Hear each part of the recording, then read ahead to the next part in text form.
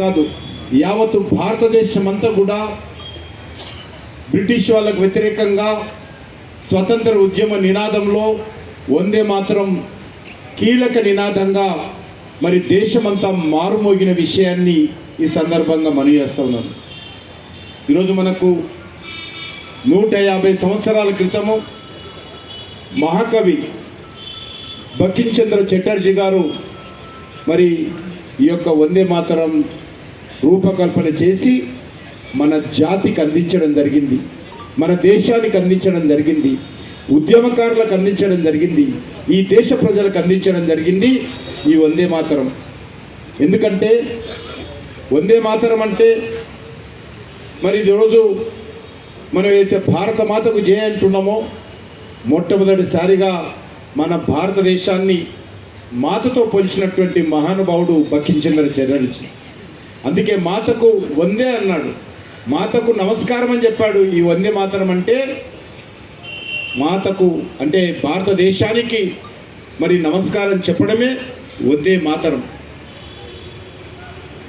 ఆ రకంగా భారతదేశాన్ని భారత మాతకు నమస్కారం చెప్పే విధంగా ఇది నా దేశము, నా దేశానికి మేము మరి వందే మాతరం అని నినాదం ఇస్తూ నా దేశం నుంచి విడిచి వెళ్ళండి అని చెప్పి బ్రిటిష్ వాళ్ళకు ఈ యొక్క నినాదం ద్వారా, ఈ యొక్క గీతం ద్వారా మరి ఏ రకంగా ప్రజలను సంఘటితం చేసిండో మనకందరికీ తెలుసు. ఈరోజు భారతదేశ ఔన్నత్యాన్ని, అదేవిధంగా భారతదేశంలో ఉన్నటువంటి ఆధ్యాత్మికమైనటువంటి ఔన్నత్యాన్ని, లేక భారతదేశం యొక్క సాంస్కృతిక గొప్పతనాన్ని ప్రతిబింబించేలా ఈ యొక్క వందే మాతరం వారు రూపకల్పన చేయడం జరిగింది. ఇందులో దేశంలో ఉన్నటువంటి ఆధ్యాత్మిక శక్తులన్నింటినీ కూడా ఈ వందే మాతర గేయంలో బంకించంద్ర చటర్జీ గారు మరి రూపకల్పన చేశారు. అన్ని ప్రాంతాల ప్రజలందరూ కూడా మరి ఉత్సాహం వచ్చే విధంగా, స్ఫూర్తి పొందే విధంగా, చైతన్యం వచ్చే విధంగా ఈ గేయంలో ఏ రకంగా ఒక్కొక్క అక్షరము ఏ రకంగా రాశారో మనము ఆ యొక్క వందే మాతరం విన్నప్పుడు కానీ, చదివినప్పుడు కానీ, చూస్తున్నప్పుడు కానీ తెలుస్తుంది మనకు. బ్రిటిష్ పాలకులు ఏ రకంగానైతే ఆ రోజు విభజించి పాలించేటువంటి ఆలోచనతో మన స్వాతంత్ర ఉద్యమాన్ని నీరుగార్చేటువంటి ప్రయత్నం, దెబ్బతీసేటువంటి ప్రయత్నం, దేశాన్ని చేల్చాలనేటువంటి ప్రయత్నం చేసినప్పుడు ఆ రోజు వందే మాతర నినాదం అంతా కూడా ఆ యొక్క బ్రిటిష్ వాళ్ళ కుట్రలను పటాపంచలు చేస్తూ ప్రజలను ఐక్యం చేసిన విషయాన్ని మనం అందరం గుర్తుపెట్టుకోవాల్సినటువంటి అవసరం ఉంది. కులము, మతము, ప్రాంతము, భాష, ధనిక, పేద, నిరక్షరాస్యులు, అక్షరాస్యులు అనేటువంటి అన్ని విషయాలను మర్చిపోయి, అన్ని రకాల భేదాలను వదిలిపెట్టి దేశమే మా ముఖ్యము, దేశ స్వాతంత్రమే మాకు ముఖ్యము, తర్వాతనే మిగిలినవన్నీ అని చెప్పి ఆ రోజు ఈ వందే మాతర నినాద స్ఫూర్తితో ప్రజల హృదయాలలో స్వాతంత్రం సంబంధించినటువంటి మరి ఆకాంక్ష రగిలించినటువంటి అత్యుత్తమమైనటువంటి నినాదమే ఈ వందే మాతర నినాదమని ఈ సందర్భంగా మనయేస్తున్నాను. ముఖ్యంగా ఈ గీతము మన దేశం యొక్క స్వాతంత్రాన్ని, ఉద్యమానికి ప్రాణం పోసినటువంటి ఉద్యమం, కీలక పాత్ర పోషించింది. అదేవిధంగా మరి 1905 బెంగాల్ విభజన ఉద్యమం నుంచి 1942 క్విట్ ఇండియా ఉద్యమం వరకు కూడా మరి ప్రతి పోరాటంలోనే వందే మాతర నినాదము, వందే మాతర గర్జన మారుమోగింది. ఒకటి నేను మనవి చేస్తా ఉన్నాను, ఎప్పుడో 150 సంవత్సరాల క్రితము రూపకల్పన చేసినటువంటి ఈ వందే మాతర గీతము ఈరోజు మరి ఈరోజు వరకు కూడా స్వాతంత్రం గురించి తెలిసినా తెలియకపోయినా, దేశం గురించి అవగాహన ఉన్నా లేకపోయినా, అక్షరాస్యుడైనా నిరక్షరాస్యుడైనా, ప్రైమరీ స్కూల్ విద్యార్థి అయినా, పీజీ విద్యార్థి అయినా, సామాన్య రిక్షా కార్మికుడైనా, హైటెక్లో పనిచేసేటువంటి మరి సాఫ్ట్వేర్ ఉద్యోగైనా, చిన్న కూరగాయల దుకాణం వ్యక్తి అయినా సరే, పెద్ద వ్యాపారస్తుడైనా సరే వందే మాతరం మరి నినాదం ఇస్తే వాళ్ళలో ఇప్పటికి కూడా మరి రక్తం ఏ రకంగా వేడెక్కుతుందో మనం ఇప్పటికీ చూస్తూ ఉన్నాం. అందుకే మనం చేస్తూ ఉన్నాను, ఈ యొక్క వందే మాతరం గీతం ఏదైతున్నదో, ఈ గేయం ఏదైతున్నదో, ఈ నినాదం ఏదైతున్నదో, సూర్య చంద్రులు ఉన్నంత వరకు కూడా మన దేశంలో భారతీయుల హృదయాలలో భవితరాలలో ఈ వందే మాతర నినాదము ఉంటుంది. అదే స్ఫూర్తి మరి ఎన్ని తరాలు వచ్చినా కూడా ఈ యొక్క స్ఫూర్తితో ప్రజలను ఐక్యం చేసేటువంటి అద్భుతమైనటువంటి శక్తి ఈ యొక్క వందే మాతర నినాదంలో ఉంది, వందే మాతర గేయంలో ఉందన్న విషయాన్ని ఈ సందర్భంగానే మనం వేస్తున్నాను. మనకు తెలుసు, మన తెలుగు గడ్డ మీద కూడా బ్రిటిష్ వాళ్ళకు వ్యతిరేకంగా జరిగినటువంటి పోరాటంలో మరి ఏ రకంగా అల్లూరి సీతారామరాజు బ్రిటిష్ వాళ్ళు తుపాకులు పేలుస్తూ ఉంటే ఒక్కొక్క బుల్లెట్ ఆయన గుండెలో ఉన్నప్పుడు మరి ఆయన గొంతు ద్వారా ఆయన గుండెలో నుండి ఏ రకంగా వందే మాతర నినాదం ఏ రకంగా ఆయన బయట పెట్టాడో, ఏ రకంగా మారుమోగిందో మనం చూసాం.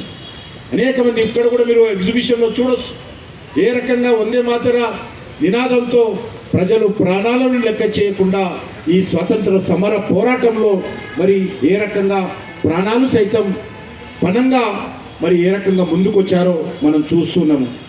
ఇది ఒక పాట కాదు, ఇది ఒక త్యాగమైనటువంటి స్ఫూర్తిది. కాబట్టి ఇది ఈ తరము నవతరానికి దీని ప్రాధాన్యత తెలియజేయాలనే ఉద్దేశంతో మన ప్రియతమ ప్రధానమంత్రి నరేంద్ర మోడీ గారు వందే మాతరం రూపకల్పన చేసి 150 సంవత్సరాలు పూర్తవుతున్న సందర్భంగా మరొకసారి దీని ప్రాధాన్యత మరి ప్రతి ఒక్క పాఠశాలకు వెళ్ళాలి, ప్రతి ఒక్క విద్యార్థికి చేరాలి, ప్రతి భారతీయుడు అర్థం చేసుకోవాలి, స్వాతంత్ర ఉద్యమం గురించి అర్థం చేసుకోవాలి. స్వాతంత్ర ఉద్యమంలో వందే మాతరం యొక్క పాత్రను ప్రతి ఒక్కరు కూడా మరి జ్ఞాపకం చేసుకోవాలనే ఉద్దేశంతో మన ప్రియతమ ప్రధానమంత్రి మరి ఈ కార్యక్రమాన్ని మనకి ఇవ్వడం జరిగింది. ఈరోజు మనం చూస్తూ ఉన్నాం, ఇటీవల మన్ కీ బాత్లో నరేంద్ర మోడీ గారు మాట్లాడుతూ ఈ వందే మాతరం ప్రాధాన్యత గురించి తెలియజేస్తూ ఈ ఒక్కో పదంలో దేశభక్తి ఉంది, ఈ ఒక్కో పదంలో ఐక్యత కూడుకున్నటువంటి ప్రజాశక్తి ఉంది, ఈ ఒక్కొక్క పదంలో త్యాగం ఉంది అనేటువంటి విషయాన్ని వారు వ్యక్తం చేసిన విషయాన్ని మనం చేస్తూ ఉన్నాను. అంతేకాకుండా ఈ యొక్క గీతాన్ని ఏ రకంగా మరి ఆ రోజు రాజకీయం చేశారో మనకు తెలుసు. భారత మాత అంటే అది హిందుత్వమని, వందే మాతరం అంటే అది హిందుత్వమని, ఇది ఒకరికి వ్యతిరేకమని ఒక దుర్మార్గపు ఆలోచన ఈ దేశంలో మరి ఆ రోజు నుంచి ఈ రోజు వరకు ఇంకా జరుగుతాం. అందుకే వందే మాతరం బకిం చంద్ర గారు రాసింది మనము సగం మాత్రమే పాడతాం, మిగతా అంతా కూడా ఆ రోజు పాలకులు ఇదంతా కూడా ఒక మతానికి సంబంధించినటువంటిది అనేటువంటి విధంగా మరి ఏ రకంగా దాన్ని తీసేశారో మనం చేస్తాం. ఈరోజు అమ్మవారి గురించో శక్తి గురించో ఈ యొక్క గేయంలో బకిం చంద్ర గారు రాస్తే అది భారతదేశంలో పాడకుండా పాకిస్తాన్లో పాడతామా, ఇతర దేశాల్లో పాడతామా అర్థం చేసుకోవాల్సిన అవసరం. కానీ దుర్మార్గంగా ఆ రోజు బకిం చంద్ర యొక్క ఆత్మను శోభించే విధంగా వందే మాతరం గీతాన్ని రాసినటువంటి రచయిత అయినటువంటి అద్భుతమైనటువంటి కవి బకిం చంద్ర గారిని అవమానించే విధంగా ఈ వందే మాతర గీతాన్ని సగం వరకే పాడే విధంగా మన పాలకులు ఆ రోజు దాన్ని తగ్గించిన విషయాన్ని ఈ సందర్భంగా మావస్తున్నాం. దీన్ని రాజకీయం చేయడం అనేటువంటిది చాలా దురదృష్టకరమని ఈ సందర్భంగా మనవి చేస్తున్నాను. ఈరోజు ఈ రకంగా మరి ఆ రోజు ముస్లిం లీగ్ నాయకులు కానీ మరి ఈరోజు కొంతమంది మజ్లిస్ పార్టీ నాయకులు కానీ ఏ రకంగా దీన్ని వ్యతిరేకిస్తున్నారో మనకందరికీ తెలుసు. అందుకే ఈరోజు మన తెలంగాణ ప్రజలు కూడా ఈ వందే మాతర గీతాన్ని జ్ఞాపకం చేసుకోవాలి. మనకు స్వాతంత్రం ఆలస్యంగా వచ్చింది.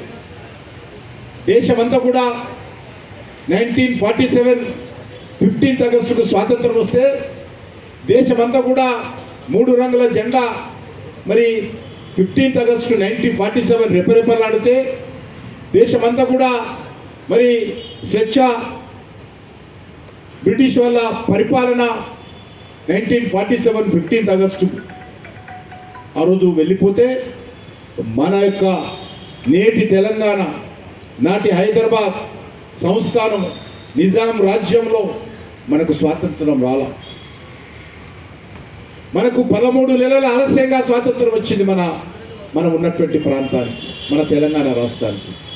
దేశమంతా పండుగలు నిర్వహించుకుంటే, మిఠాయిలు పంచుకుంటుంటే, ఉత్సవాలు నిర్వహించుకుంటుంటే, ఈ ప్రాంతంలో నిజాం సంబంధించినటువంటి సైన్యము, నిజాం ప్రైవేట్ ఆర్మీ అయినటువంటి రజాకారులు ఈ ప్రాంతంలో ఏ రకంగా ప్రజలు పీదపడి దోచుకున్నారో, ప్రజల మాన ప్రాణాలను ఏ రకంగా దోచుకున్నారో, ప్రజల ఆస్తులను ఏ రకంగా దోచుకున్నారో, ఏ రకంగా రక్తపాతం ఇక్కడ సృష్టించారో మనకందరికీ తెలుసు. ముఖ్యంగా రజాకారులు ఆ రోజు గ్రామాల మీద పడి రైతుల దగ్గర ఉన్నటువంటి సంపదను దోచుకున్నారు.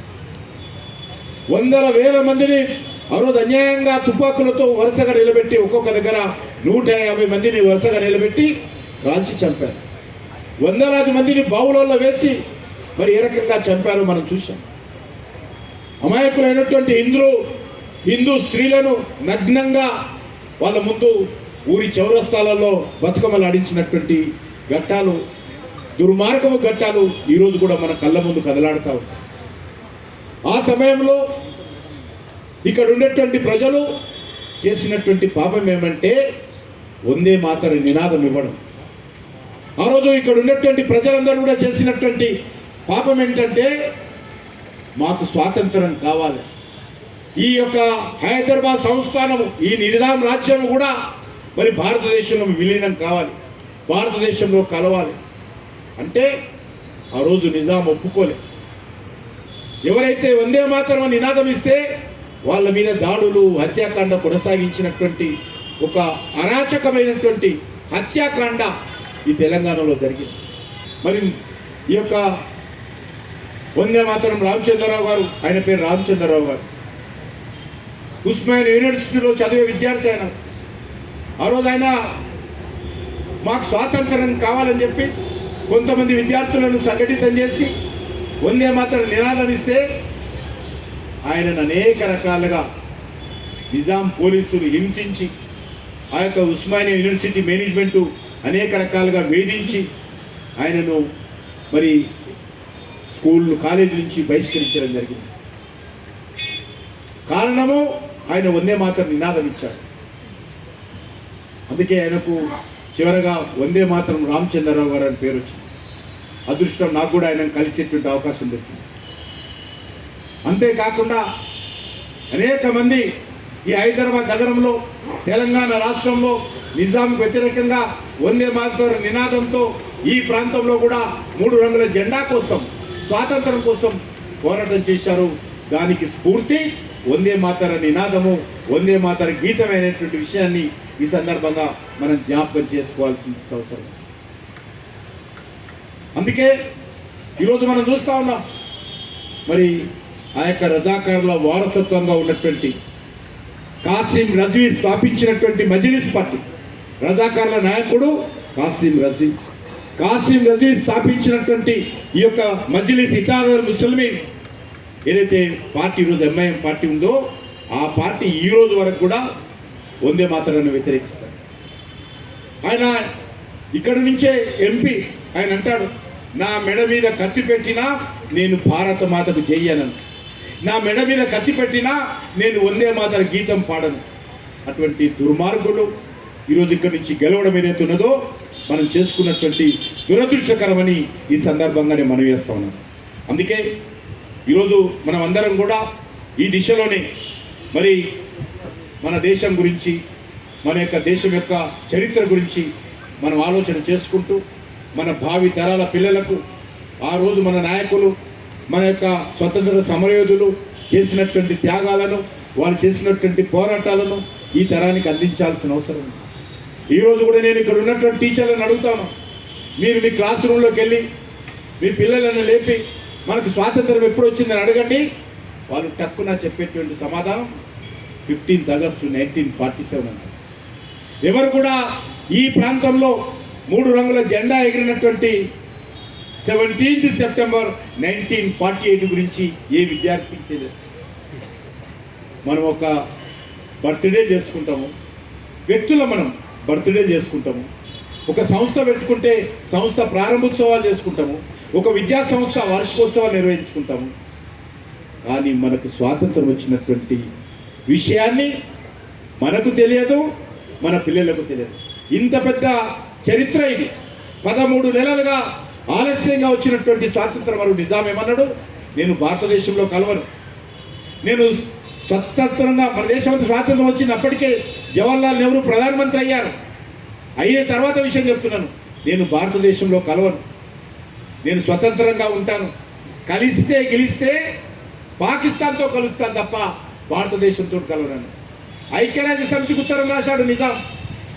ఇక్కడ అన్యాయంగా భారత ప్రభుత్వము నన్ను భారతదేశంలో కలవాలనుకుంటున్నారు, నేను స్వతంత్రంగా ఉంటాను, నన్ను స్వతంత్రంగా గుర్తించండి అని చెప్పి ఐక్యరాజ్య సమితికి ఉత్తరం రాశాడు. పాకిస్తాన్కు డబ్బులు పంపించాడు, అనేక రకాల ఆయుధాలు తెప్పించుకుని అక్రమంగా ఈరోజు భారతదేశంతో పోరాడడం కోసం చివరకు సర్దార్ వల్లభాయ్ పటేల్ ట్యాంకుల ద్వారా మరి వేలాది మంది భారత సైనికులను ఈ యొక్క నిజాం రాజ్యం మీద మరి విజయవాడ సైడ్ నుంచి, నాగపూర్ సైడ్ నుంచి, అదేవిధంగా బాంబే సైడ్ నుంచి 3 ప్రాంతాల నుంచి కూడా వచ్చి ఇక్కడ ఉన్నటువంటి నిజాం సైన్యంతో, ఇక్కడ ఉన్నటువంటి ప్రైవేట్ ఆర్మీ అయినటువంటి రజాకర్లతో పోరాటం చేసి యుద్ధం చేసి ఈ యొక్క నిజాం సైన్యాన్ని ఓడించి ఇక్కడ 3 రంగుల జెండా ఎగరేసినటువంటి చరిత్ర ఈరోజు మన కళ్ళ ముందు. సెప్టెంబర్ 17 నాడు సర్దార్ వల్లభాయ్ పటేల్ చొరవ కారణంగా యుద్ధానికి భయపడ్డాడు జవహర్లాల్ నెహ్రూ. యుద్ధం చేయడానికి సిద్ధంగా లేడు. 13 నెలలు దేశమంతా స్వాతంత్రం వస్తే ఇక్కడ స్వాతంత్రం కోసం ప్రయత్నం చేయలేదు జవహర్లాల్ నెహ్రూ గారు. ఇక్కడ అనేక రకాల వేలాది మంది హత్య చేస్తూ ఉంటే, హిందూ స్త్రీలను మానభంగం చేస్తూ ఉంటే చూడలేక వార్తలు విని చెలించిపోయి దృఢ సంకల్పంతో ఆ రోజు సర్దార్ వల్లభాయ్ పటేల్ జవహర్లాల్ నెహ్రూ మాటలను ఖాతరు చేయకుండా ఆయన హోంమంత్రిగా, ఉప ప్రధానమంత్రిగా ఉండి జవహర్లాల్ నెహ్రూ మాటలను పక్కన పెట్టి సైన్యాన్ని ఇక్కడికి పంపించి నిజాంని యుద్ధంలో ఓడించి ఇక్కడ 3 రంగుల జెండా వేసి మనకు స్వాతంత్రాన్ని ప్రసాదించినటువంటి మహానుభావుడు సర్దార్ వల్లభాయ్ పటేల్ అని సందర్భంగా మనం చేస్తారు. అటువంటి చరిత్ర ఈ తరం పిల్లలకు ఎవరికి తెలియదు. ఎంత అన్యాయం ఆలోచన చేయండి, ఎంత దుర్మార్గం ఆలోచన చేయండి. ఏ రకంగా మనను భరించినటువంటి పార్టీలు ఏ రకంగా ఇటువంటి గొప్ప చరిత్రను తొక్కి పెట్టారో మనం ఏ పాఠ్య పుస్తకంలో ఉండదు, ఏ పాఠ్య పుస్తకంలో ఉండదు, ఏ ప్రశ్నపత్రంలో ఉండదు. ఇంతకుముందు చెప్పాను, చిన్న చిన్నకు సంబంధించినటువంటి బర్త్డేల గురించి చెప్తాము, వార్షికోత్సవాల గురించి చేసుకుంటాము. కానీ ఈ గడ్డ మీద 3 రంగుల జెండా ఎగిరినటువంటి రోజులు మాత్రము మన పిల్లలకు చెప్పము. అందుకే మనవి చేస్తున్నాను, ఖచ్చితంగా తెలంగాణలో మరి కేజీ నుంచి కూడా, ప్రాథమిక పాఠశాల నుంచి కూడా అన్ని పుస్తకాలలో కూడా సర్దార్ వల్లభాయ్ పటేల్ నేతృత్వంలో ఏ రకంగా సెప్టెంబర్ 17కు మనకు స్వాతంత్రం వచ్చిందో ఆ చరిత్రను పాఠ్య పుస్తకాలలో పెట్టి తీరుతాము.